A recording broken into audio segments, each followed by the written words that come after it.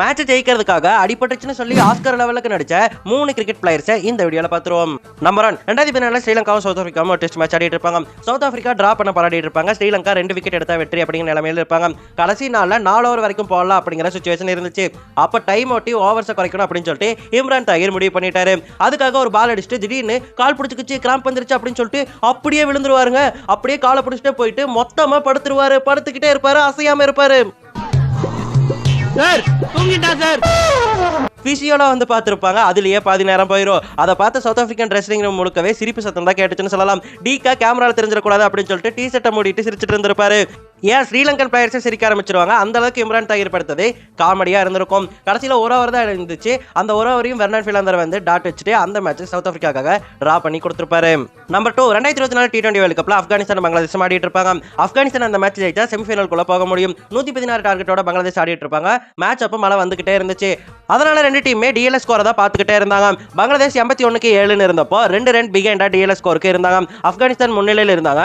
அப்ப மழை ஜோரா பெய்யற மாதிரி இருந்துச்சு.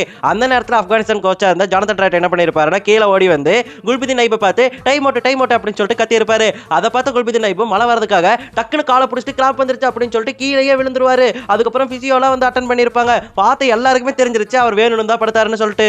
அதுலயும் நிறுத்துங்க அப்படின்னு சொல்லிட்டு காலை பிடிச்சிட்டு கீழே விழுந்ததெல்லாம் சரியான ஆக்டிங்க. கமல்ஹாசனே தோத்துருவாரு.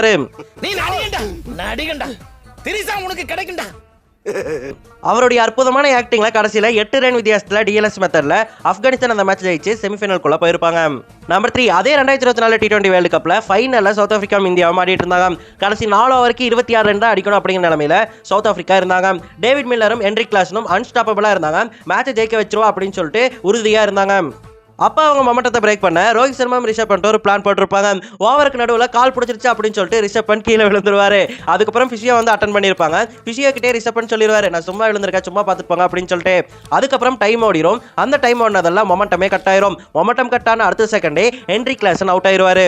அதுக்கப்புறம் போராடி இந்தியா அந்த மேட்சை ஜெயிச்சிருப்பாங்க. இந்த உண்மையை ரோஹித் சர்மாவும் ரிஷப் பண்ட்டுமே வெளியே நிறைய இடத்துல சொல்லிட்டாங்க. ஓகே மக்களே, உங்களுக்கு ஒரு கேள்வி. இந்த 3 பேர்ல யாருக்கு ஆஸ்கார் அவார்ட் கொடுக்கலாம் அப்படின்னு நீங்க நினைக்கிறீங்களோ அவங்கள மறக்காம கமெண்ட்ல சொல்லுங்க.